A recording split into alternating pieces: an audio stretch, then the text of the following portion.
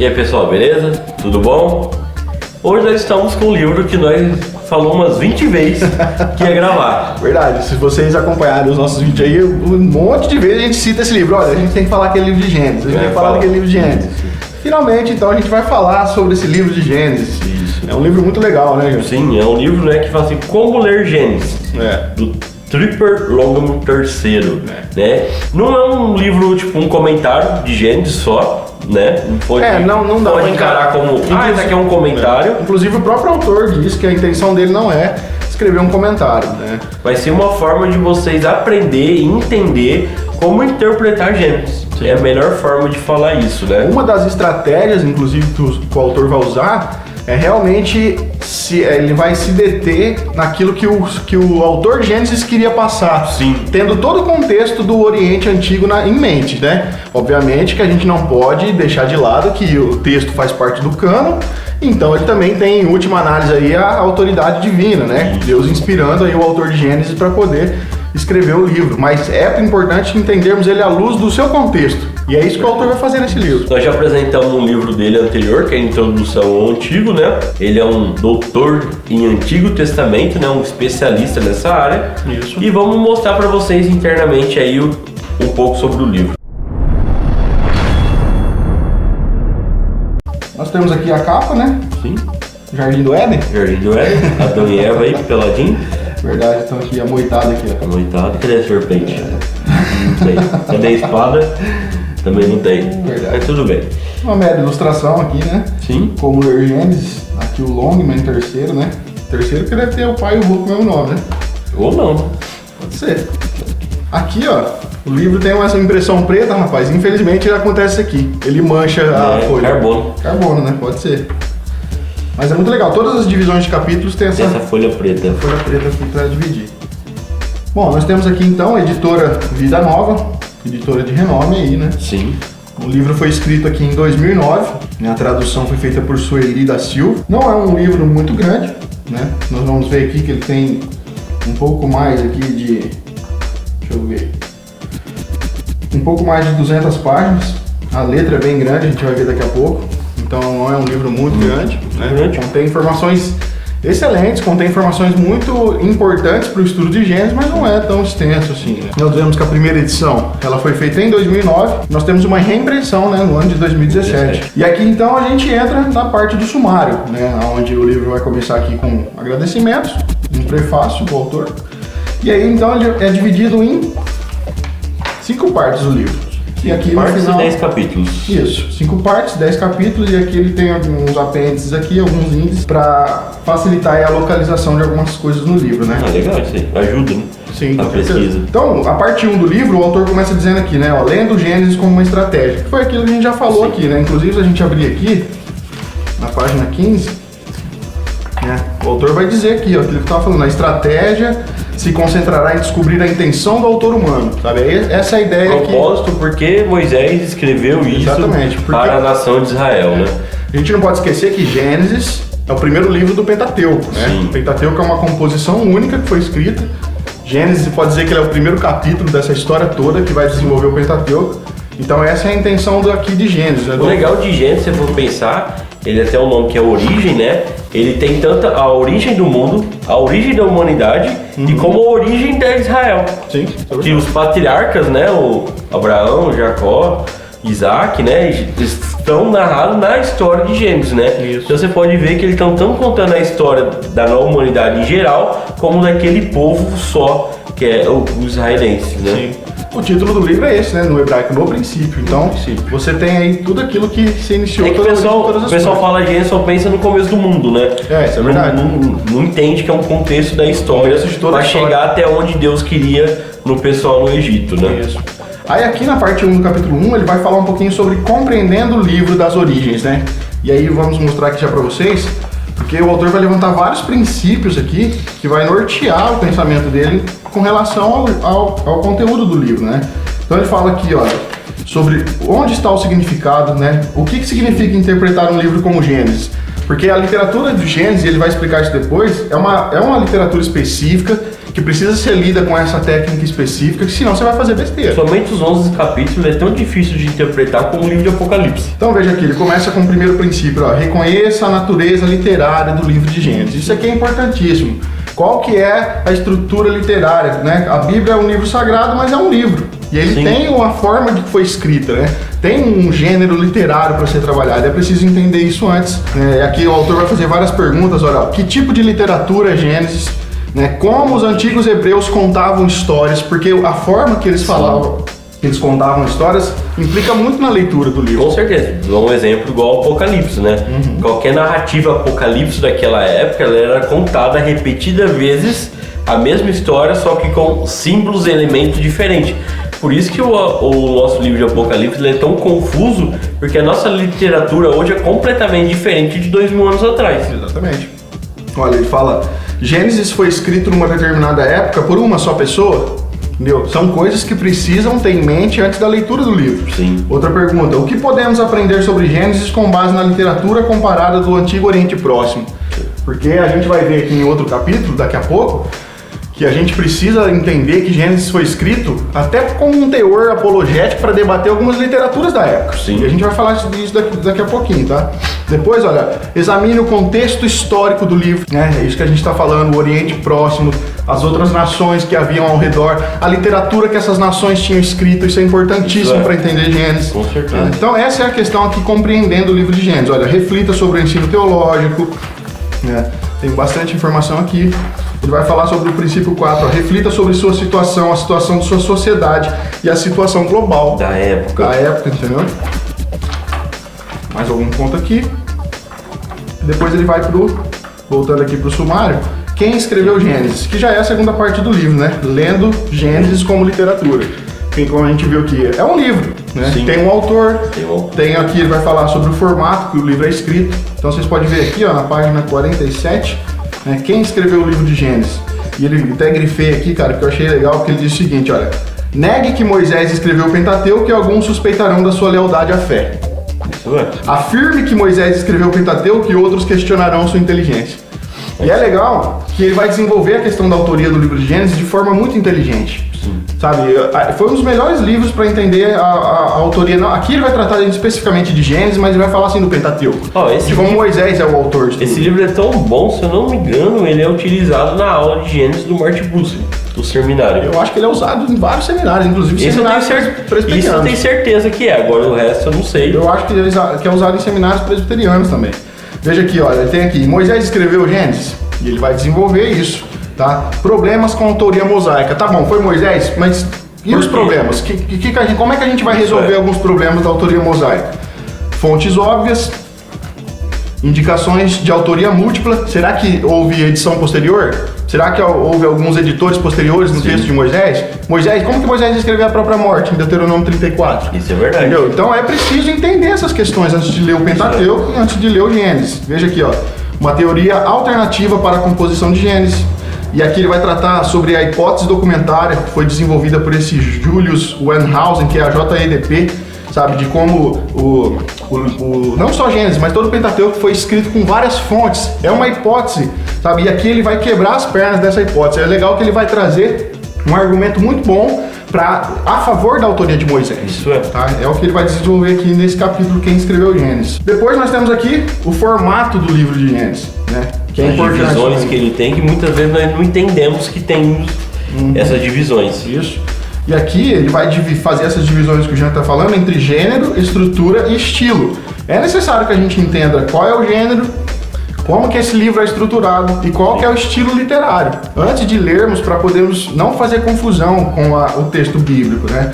E aqui ele vai tratar exatamente desses 3 pontos, né? Aqui, ó, que tipo de livro é o Gênesis, né? Falando aqui da questão do gênero literário, a questão da história, do contexto histórico. Vai falar sobre isso aqui, ó, história teológica por trás do livro, né? Ele vai falar sobre a estrutura do livro de Gênesis. Aqui, ó, o estilo literário também. E ele traz aqui no finalzinho, olha só, alguns princípios da leitura, que ele traz algumas questões para você entender o capítulo. Sim. Identifique o que o texto indica a respeito da sua composição, como o Gênesis chegou à sua forma final. Então é uma forma de você aplicar o estudo que você está aprendendo. Sabe? É um livro muito legal nesse sentido. E aí ele já, a cada final de capítulo, ele já traz aqui a bibliografia. Uma leitura adicional que você pode fazer para compreender. Infelizmente são coisas em inglês, né? Não, os livros são todos em inglês, né? Não tem jeito. Não tem todos em português, infelizmente, né? Agora a parte 3 do livro é bem legal, porque ele vai dizer aqui, ó, lendo Gênesis em seu próprio mundo. E aqui ele vai trazer a questão sobre a literatura que existia na época, com os outros contos que existem a respeito da criação, a respeito do dilúvio também, tá? E ele vai trazer aqui também algumas questões arqueológicas, descobertas arqueológicas para tratar um pouquinho sobre Abraão e Nuzi, né? Nuzi aqui, a gente vai ver daqui a pouco, mas é uma descoberta arqueológica que vai mostrar pra gente, naqueles textos, de como práticas do povo hebraico, do povo hebreu ali no contexto de Abraão, já era um contexto da época. Por isso que ele fala em seu próprio mundo, sabe? Vamos já adiantar aqui, Jean. Aquela parte que Abraão vai estar fechando ali a aliança com Deus. Sim. E Deus pede para que ele faça o que lá? Corta os animais no meio, separe, e os dois teriam que passar no meio dos animais mortos. Isso. Para nós, né? Século 21. É um comum. Quando você lê isso, você fala, o que esses caras estão fazendo? Entendeu? O que Deus tem na cabeça de fazer um negócio desse? Acontece que isso era uma prática comum no Oriente Antigo. Isso. Era muito comum. Quando duas partes iriam firmar um contrato, esta era a cerimônia. Hoje nós vamos lá no cartório, né? Fazemos um contrato e tal. Exatamente. Assina, o tabelião vai lá, carimba, assina por cima, tá confirmado o ofício, né? Isso. Naquela época não. Naquela época a formalização de um contrato era feita dessa forma. Então veja que aqui o povo está vivendo num contexto, nós não podemos isolar o povo hebreu, entendeu? Eles têm um contexto cultural, um contexto histórico, e várias coisas que nós vamos enxergar na Bíblia fazia parte já dos costumes da época. Deus podia fazer diferente? Podia. Poderia. Mas era a melhor forma de Abraão entender aquilo que estava acontecendo. Exatamente. E ainda você pode ver que quando Deus faz essa aliança, né, o contrato com Abraão, ele passa no contrato sozinho. Sim. Porque ele fala que Abraão não vai conseguir cumprir um contrato, vai ser rompido. Então ele passa para o contrato Ele assume tanto o cumprimento quanto o não cumprimento. Isso daí. Então, isso é legal nós entender o contexto, porque hoje muitas vezes nós for ler, principalmente as coisas do Antigo Testamento, tem coisas muito escabulosas, né, para o nosso contexto hoje.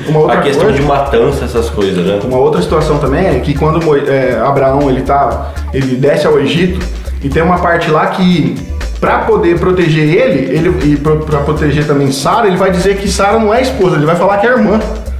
Sabe? Aí você fala assim, que esse cara é maluco. Ele tá mentindo? Entendeu? Acontece que era comum na época também esse costume de, em determinadas situações, você apresentar a sua esposa como sua irmã.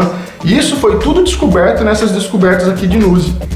Foram vários materiais arqueológicos com vários escritos que viram que naquela época, e isso ajuda na datação também da vida de Abraão, porque esses descobertos, eles descobriram isso daqui numa determinada época em que os mesmos costumes que é relatado na Bíblia são relatados também nessa cultura. Então nós conseguimos colocar a datação aí de Abraão mais ou menos no mesmo tempo em que esses tempos arqueológicos aqui foram descobertos, exatamente. Bem interessante. Agora vamos aqui, na página 81, porque ele vai trazer aqui, olha, mito ou história. E ele vai trazer a questão, o autor vai trabalhar muito na questão dos contos mesopotâmicos da época, da literatura que foi escrita.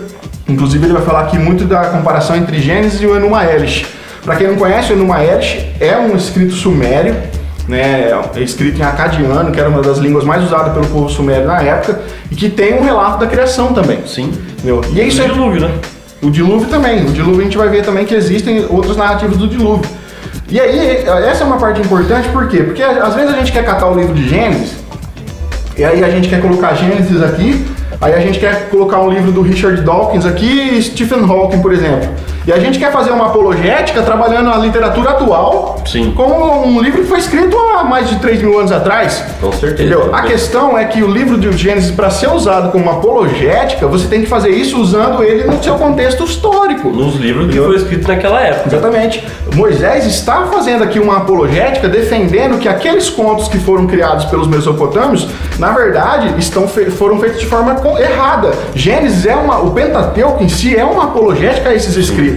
Então, a gente não pode catar Gênesis hoje e querer usar como apologética com a literatura atual. Isso aí é uma... Querer provar que a ciência está errada usando Gênesis para falar isso. Não tem como. Não tem como. Você não vai conseguir fazer isso. Não tem. É preciso tratar o livro de Gênesis no seu contexto.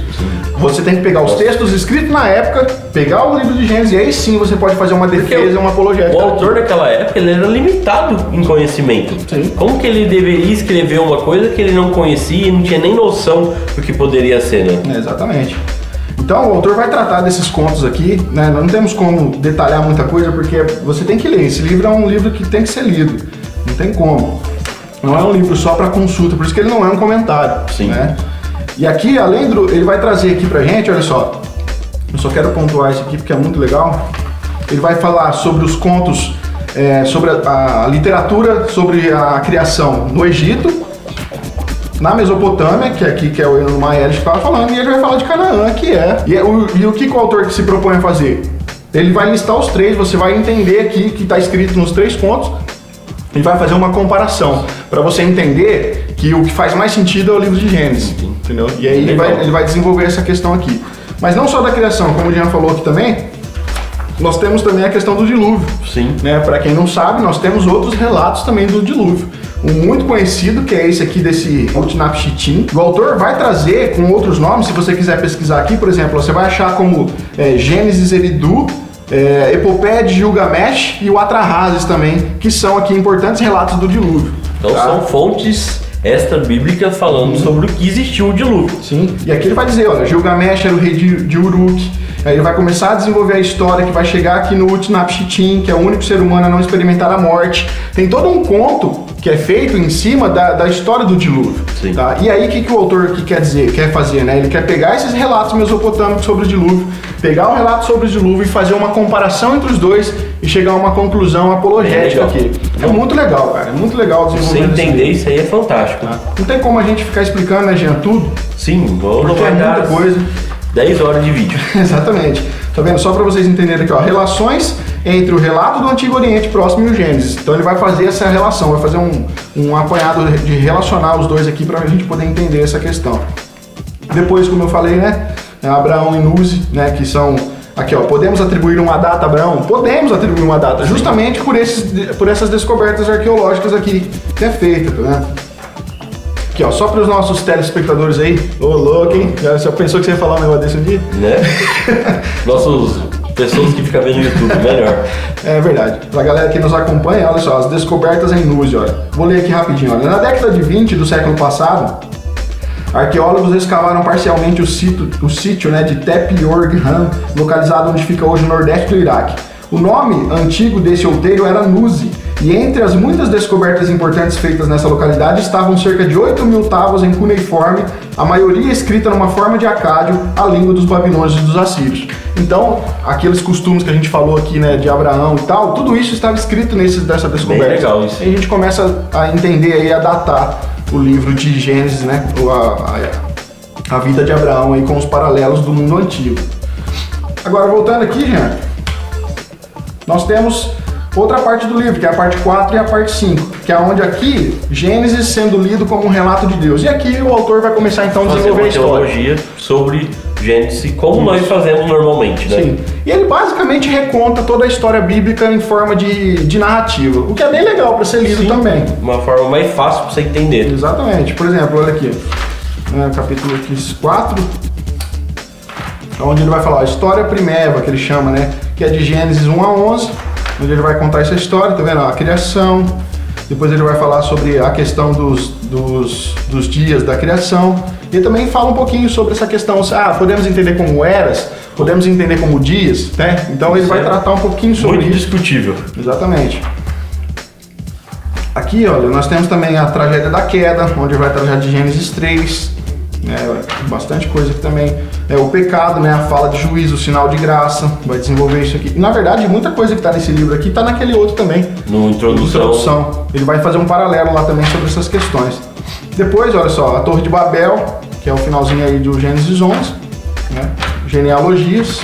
E ele começa agora do 12 ao 36, na narrativa patriarcal. Depois do 36 até o final, a história de José. Então ele vai fazer realmente um conto, vai contar a história, colocando algumas coisas do Antigo Oriente pra gente entender na narrativa.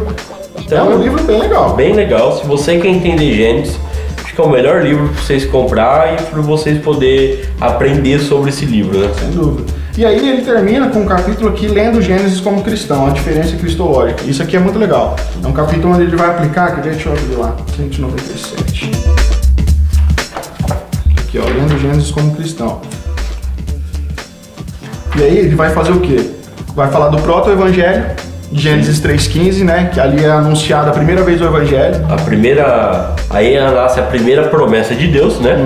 Com a expectativa do Redentor. Sim. Né? Vai falar sobre a semente de Abraão. Vai falar sobre o sacerdócio de Melquisedeque. Ele está catando as partes de Gênesis e trazendo para Cristo. Sim. Tá fazendo aqui uma questão realmente como cristão agora, entendendo tudo aquele contexto em Cristo agora. Tá?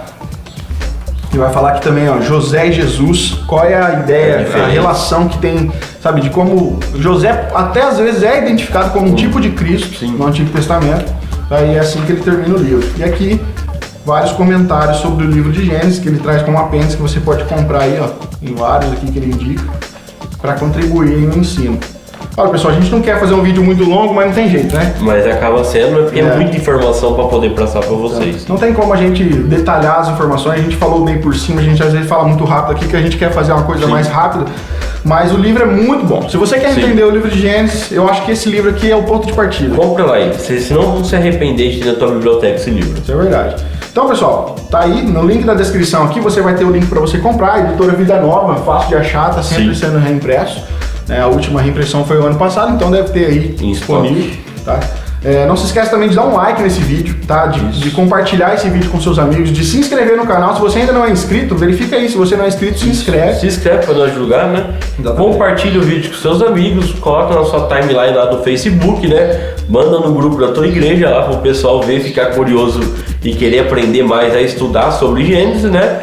E se você também pode entrar no nosso site, que é o dogrego.com, onde nós temos nossos podcasts mensais lá, onde nós falamos sobre teologia, algumas perspectivas de algumas coisas erradas que acontecem hoje na teologia, né? Então tá bem legal o nosso podcast lá, já tem bastante coisa, já pra você fazer uma maratona lá com nossos episódios. Isso é verdade. Não esquece de comentar tanto os nossos podcasts, você pode comentar lá no site, você pode comentar aqui no YouTube. Os nossos vídeos também, comente aqui abaixo, dê a sua opinião, a sua crítica, a sua sugestão, que a gente vai estar respondendo aí pra vocês. Isso aí. Se vocês quiserem também, pode mandar um e-mail pra gente, né, Jean? Isso, o nosso e-mail é o podcast@dogrego.com. Exatamente, a gente vai estar lá recebendo, vai estar dialogando com você, tirando as suas dúvidas e até usando sugestões. Tem inclusive pessoas que nos acompanham que têm dado sugestões de livros aqui nos comentários. Isso contribui para você. Com certeza. Então não esqueça de ler os comentários, porque pode ser que te ajude aí no seu trabalho literário aí também, beleza? Beleza?